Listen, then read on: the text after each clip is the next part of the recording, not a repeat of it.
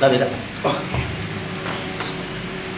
Terima kasih atas kesempatan hadir di Room Enggol, mengisi sebagai tamu ngobrol ini. Kadri Paulay, Siapa? Master of organisasi, banyak sekali organisasi ini. Bukan sebuah organisasi, karena ini kan kalau organisasi cuma Kompasna, tapi yang kalau milik pustaka, Kompasna itu apa itu? Pengertian dari Kompasna? Komunitas Pemerhati Anak Bangsa Indonesia. Komunitas pemerhati Anak Bangsa Indonesia. dia itu corak gerakannya bagaimana sih? Teman-teman inisiasi awalnya kan pertama gerakannya sosial dengan menyikapi isu nasional, isu lingkungan dan beberapa problem yang ada di Indonesia.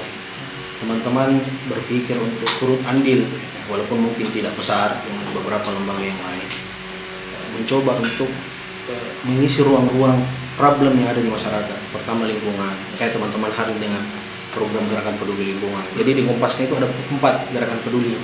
Pertama lingkungan, kedua pendidikan, yang selanjutnya sosial sama ekonomi kemasyarakatan. Yang teman-teman sampai hari ini kan kebetulan Kompasna lahir 2015, tanggal 15 Mei 2015, 5 tahun yang lalu ya. 5 tahun yang lalu.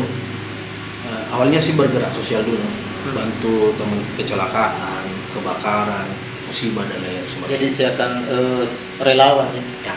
Relawan masyarakat.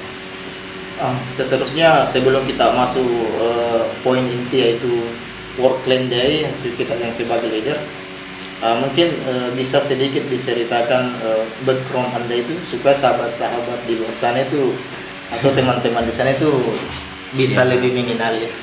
Oke lah, tak kenal maka tak sayang. Iya. Jadi untuk rekan-rekan Enggol ya, untuk rekan-rekan Enggol, sahabat Enggol yang ada di luar sana dan teman-teman, sahabat-sahabat yang ada di Kabupaten Majene khususnya Sulawesi Barat.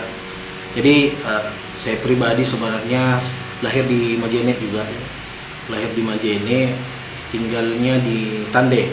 Tande. Sebelum bergeser ke Lutang. 2007 ke Jawa sekolah, kebetulan diutus sama Sadela Poko untuk Al-Ikhlas, lanjut pendidikan di Gontor, tapi tidak kelar di Gontor karena problem sakit. Sakit apa? Sakit hati? Tipes.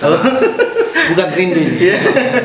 Tidak, kebetulan ya mungkin karena rentang program dan schedule-nya teman-teman di sana betul-betul full, padat. Ya, persoalan Karoto sebenarnya jauh dengan keluarga.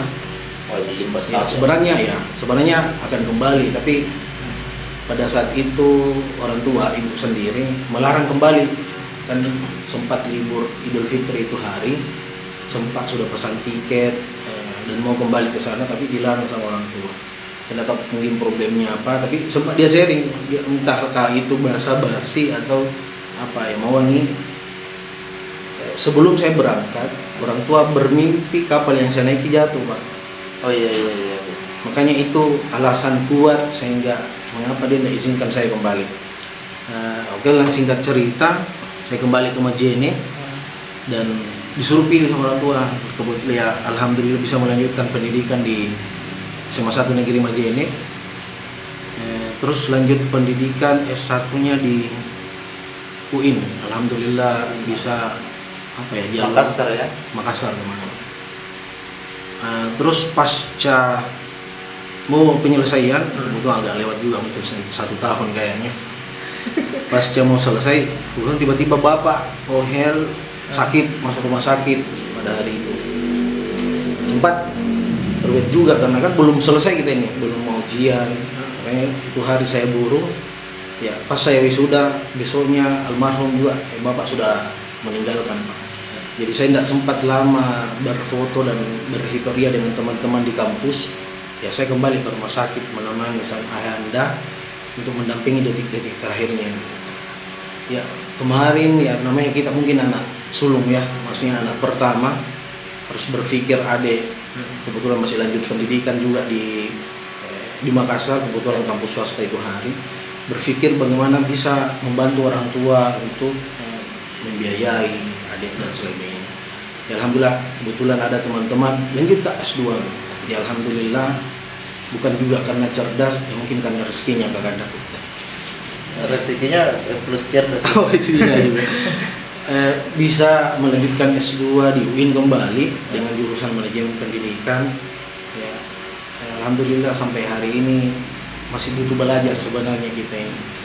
Nah berlanjut dengan kalau pengalaman di kelembagaan organisasi tadi yang saya ceritakan di awal sebelumnya, bahwa sebelum berkecimpung di Kompasna sendiri, di Komunitas Pemerhatian Anak Bangsa Indonesia, kami ya bergabung di lembaga internal kampus, ada BEM, HMJ, ada juga eksternal. Kebetulan kemarin diamanahkan jadi sekretaris HMI di Komisariat Tarbiyah 2 periode. Himpunan Mahasiswa Islam. Ya, HMI Himpunan Mahasiswa Islam.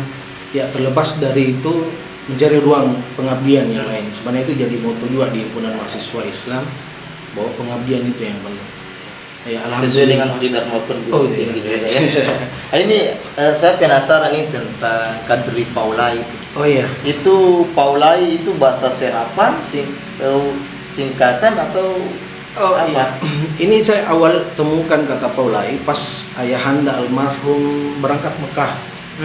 Saya telusuri marga dari nenek-nenek, dia pakai Paulai, dan kebanyakan banyak yang tidak pakai gitu. Dan saya telusuri dari leluhur bahwa Paulai ini ternyata ada 3. Iya. Saya mungkin bersaudara atau apa entahlah. Tapi saya sandangkan nama Paulai ini karena dari ayahanda juga. Mungkin ini marga. Tapi untuk saat ini baru saya yang pakai sama yang ditoli-toli. Ya karena kalau kita Kalau dari segi pemanaan apa ya dalam bahasa Wanda ya? ya kalau Paulai itu pasti jalan yang positif sebenarnya. Ya Paulai lah. Iya. Paulai lah. Artinya Saya dua esensi juga sih kalau sebenarnya. Banyak mungkin bisa dikaitkan kepada hal yang positif dan negatif. Semua dalam artian ya di hal yang jelek, ya semoga anu positif menggeletar sih. positif negatif Ya semua jadi doa juga sebenarnya. Seterusnya World Clean Day itu kan event atau World Clean Up Day. World Clean Up Day. Ya. Kemudian saya lihat tagar di sebaran Anda di Facebook itu ada 13 juta. Ya. Itu pasti kita penasaran, 13 juta ini apa? Oh iya. Persoalan tagar 13, kami 13 juta. 13 Ya, kami 13 juta. Ini sebenarnya tagar yang sudah disebar sama teman-teman pusat. Kebetulan WCD ini kan sudah tersebar di berbagai provinsi karena Indonesia juga menjadi salah satu negara yang terlibat. Karena untuk tahun ini Berapa jumlah negara? 100? capaian tahun lalu itu sudah 180 negara yang terlibat. Itu sudah termasuk Indonesia. Ya, sudah termasuk Indonesia. Kami 13 juta ini sebenarnya ini adalah target capaian peserta aksi volunteer yang terlibat pada saat itu. Dan alhamdulillah pada pelaksanaan WCD tahun 2019 tahun lalu, Indonesia menempati peringkat pertama relawan terbanyak pada saat pelaksanaan Dan aksi. itu yang ikut berantusias. Kalau tidak salah sekitar 9 juta lebih. Berarti masih target ada berapa ribu lagi ya, bisa sampai 13 Pasti juta. jiwa sosial Indonesia persoalan sampai itu luar biasa. Ya alhamdulillah. Makanya dorongan kami sama teman-teman biasa ada sapaan ya, maksudnya biasa celoteh singkat nih sama teman. Ya kan tidak jauh dari berbeda nih dengan gerakan-gerakan lingkungan yang lain kayak kerja bakti dengan yang lain. Tapi alhamdulillah karena ini menjadi gerakan internasional dengan melibatkan beberapa negara. Motto semua yang teman-teman sering-sharing itu lebih baik satu hari membersihkan daripada tidak sama sekali. Tapi alhamdulillah, maksudnya dengan membuktikan capaian WCD pada tahun lalu dengan melibatkan 9 juta lebih peserta aksi pada tahun lalu dan mengumpulkan sampah lumayan sebenarnya dengan menggerakkan semua lini yang ada di daerah. Untuk di Sulawesi Barat sendiri alhamdulillah semua kabupaten ada leadernya. Pada tahun lalu itu yang penting. oh gitu, siap. Kenapa apalagi badan malah tetap mencari leader ya? Oh iya. Para lu udah dicari tadi. Main di titik metule. Bahkan pihak pemerintah pun bertanya gitu. Baru saya manipulasi tahun ini kok bisa terpilih jadi leader. Mungkin saya akan terbuka buat sahabat-sahabat karena ini beban amanah juga sebenarnya, karena menjadi seorang pemimpin dengan ya namanya kita bergerak yang namanya relawan. Apalagi kita yang harus menggerakkan core Iya, tim inti ini harus digerakkan oleh leader toh. jangankan tim ini Pak, semua kecamatan kan tahun lalu bergerak. Semua kecamatan tahun lalu bergerak. Yang menjadi batasan teman-teman adalah keterbatasan finansial itu. Gitu. Ya, kembali kenapa bisa terpilih? Mungkin saya refresh kembali awal mula terpilih jadi leader. Kebetulan ya sempat leader kabupaten provinsi Pak Tenri Manggabarani sempat datang juga kemarin pada saat kita launching sekolah tadabbur alam. Saya bertanya-tanya, si Luis juga bercanda sama beliau, kok bisa ya Kak? Maksudnya saya dipilih jadi leader di Kabupaten Majene. Luis juga beliau menjawab, saya ini rekomendasi, tergantung siapa yang merekomendasikan dan berapa orang yang merekomendasikan. Dan tak menutup kemungkinan sih sebenarnya masih banyak rekan-rekan di Kabupaten Majene yang lebih layak lagi sih sebenarnya daripada kita. Kan kebetulan pada tahun 2018 seingat saya juga karena pada tahun itu juga saya pernah mendaftar untuk terlibat di Kabupaten Majene karena rindu kampung halaman.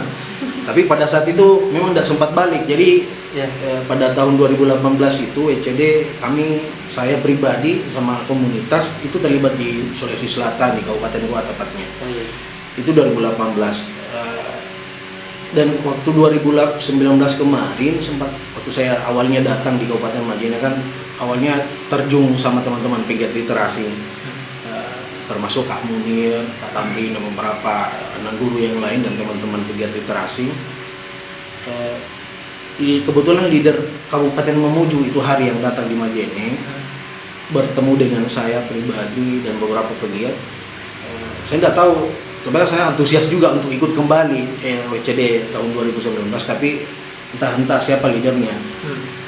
Kemarin ditawari juga sama Bang Ayub ini, kebetulan dia leader WCD Mamuju. Gimana Bang, minat gak jadi leader WCD? Kebetulan untuk core tim provinsi lagi cari leader ini di Majene. Bilang, oh gitu ya, maksudnya pola perekrutannya bagaimana? Kok bisa langsung tunjuk? Iya, itu yang paling penting bilang. Ini rekomendasi katanya. Saya tidak tahu mungkin kenapa Kaslan tidak melanjutkan, terus komunikasinya bagaimana Kaslan relawan lapangan. Sebenarnya guru kami juga beliau ini, kami banyak belajar juga, banyak sharing juga.